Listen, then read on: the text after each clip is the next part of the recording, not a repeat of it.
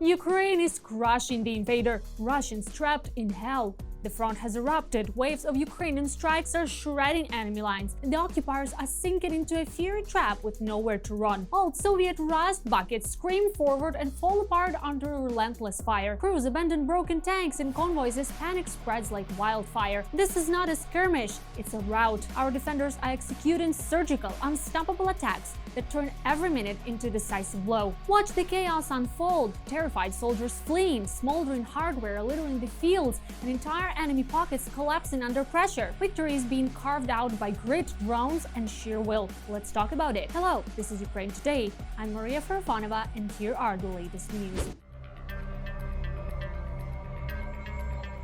Hell for the occupiers! Russian forces are completely encircled and facing a total sweep, nowhere to run. The enemy keeps throwing equipment at our positions on the outskirts of Dobropilya and over the past week launched 2 mechanized assaults toward the villages of Volodymyrivka and Sofiivka. Defense forces report that such a massive assault hasn't been seen in this area for half a year, mainly because swarms of drones on both sides have made the use of heavy vehicles in combat nearly impossible. Paratroopers of the 82nd Brigade involved in the storming of the Dobropilya salient described the Russians' mechanized attacks as nothing more than desperate final attempts to break a corridor to their trapped troops. Our defense forces are assaulting a section of the front near Dobropilya and consolidating on positions recently recaptured from the Russians. For several weeks now, operations have been underway here to clear the liberated positions of any remaining occupiers. Up to 80% of the enemy is eliminated by drones. The Russians are encircled here. Paratroopers from the 82nd Brigade arrived several months ago to clear out the enemy.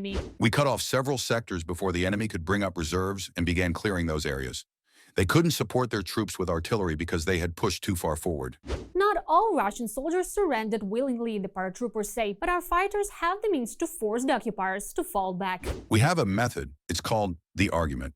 A backpack with 12 kilograms of explosives. You throw it into the enemy's defensive position, and the position slowly starts to blow up. We tossed 3 backpacks in there, and they realized they had to surrender.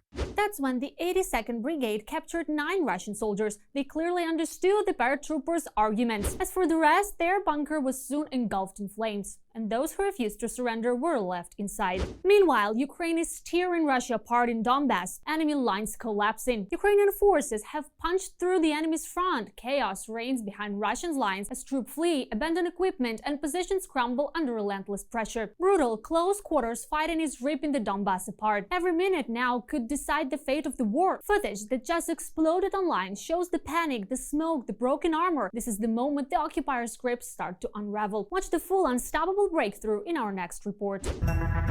The main intelligence directorate of Ukraine is showing off its new equipment and openly announcing serious problems for the occupiers. Thus, the GUR has received several of the latest T-12 boats of Ukrainian manufacture at its disposal. These 12-meter vessels, equipped with the latest navigation and radio equipment, 2 800-horsepower engines, a speed of up to 95, and a range of up to 500 kilometers, were handed over to the military by volunteers. Hello, everyone. Today we are handing over as many as 3 T-12 boats, which will soon be used by our fighters in the special unit.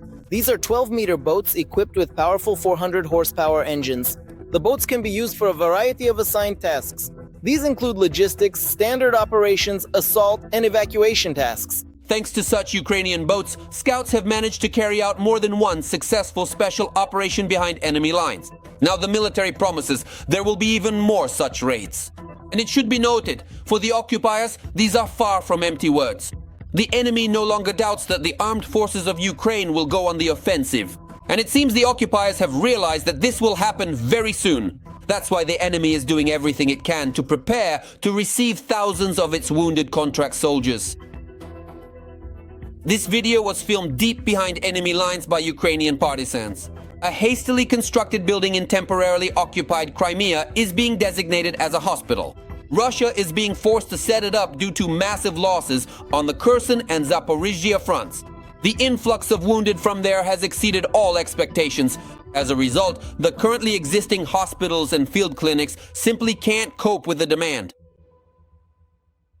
Construction of the Sevastopol facility began in October 2022, and it was originally scheduled for completion only at the end of 2026. Now they're trying to finish it in emergency mode.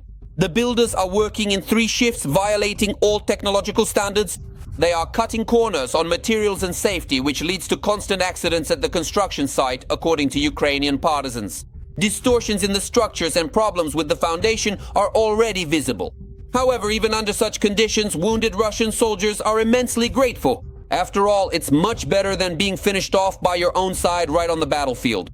By the way, that's exactly what the much-vaunted Russian air defense did just recently with its own fighter jet. It may provide cover, but it doesn't actually protect.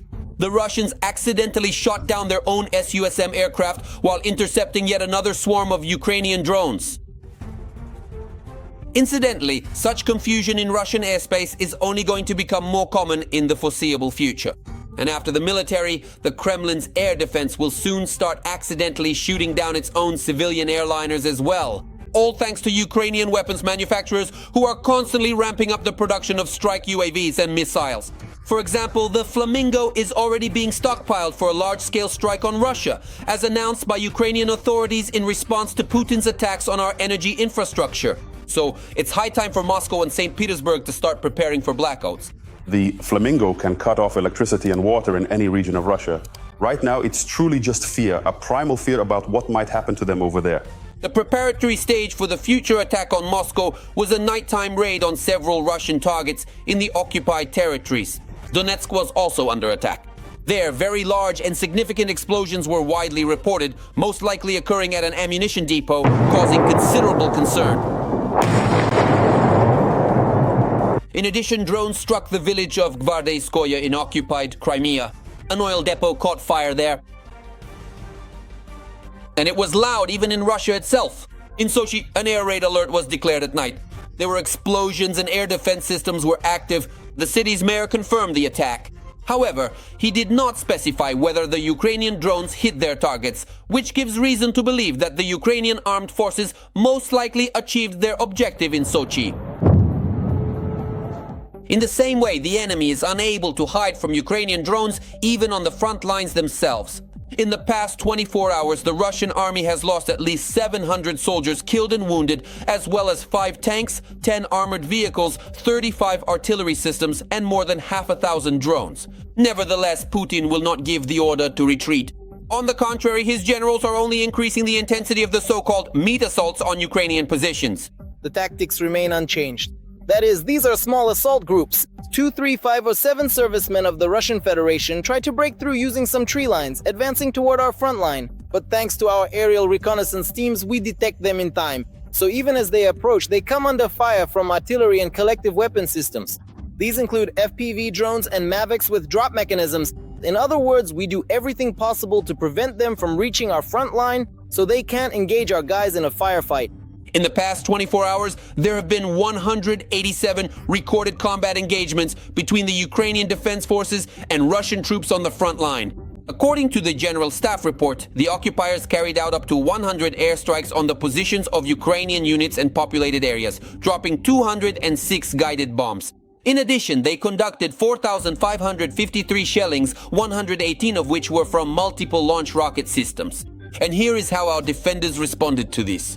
Over the past day, the aviation, missile forces, and artillery of the defense forces struck 14 areas where enemy personnel, weapons, and military equipment were concentrated, 1 UAV control point, 6 artillery systems, and 1 important facility belonging to the Russian invaders, according to the General Staff of the Armed Forces of Ukraine. And here, our border guards have launched a hunt for the occupiers' vehicles and personnel in the Kursk direction.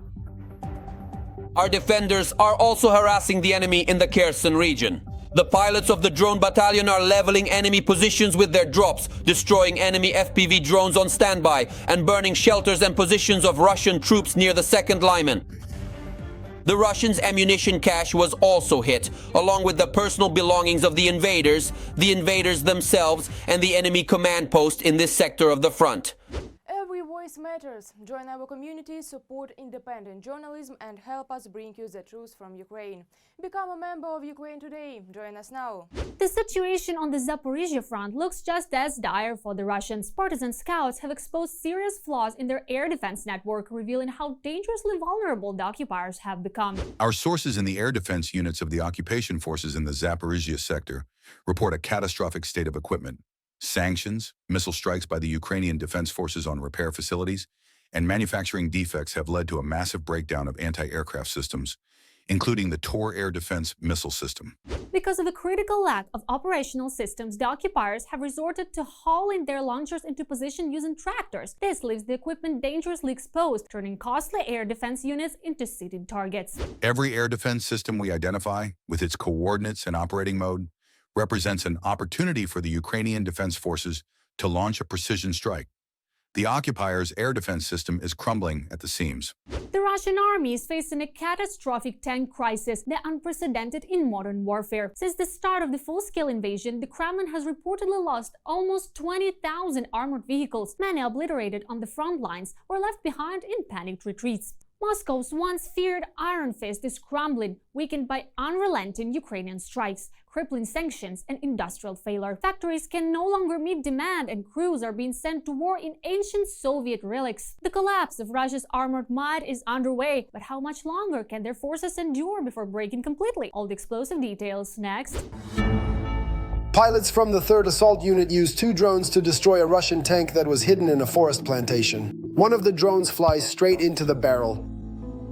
Videos like this one showing the destruction of a tank have become quite rare over the past year, as the Ukrainian armed forces have knocked out a huge amount of the occupiers' equipment. The Russian army is essentially forced to carry out assaults on foot or using motorcycles.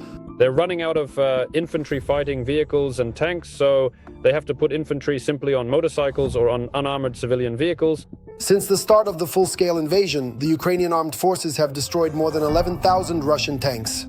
This is according to data from the General Staff of the Ukrainian Command. Only a third of the tanks that were in the reserves of the Russian armed forces before the invasion of Ukraine remain.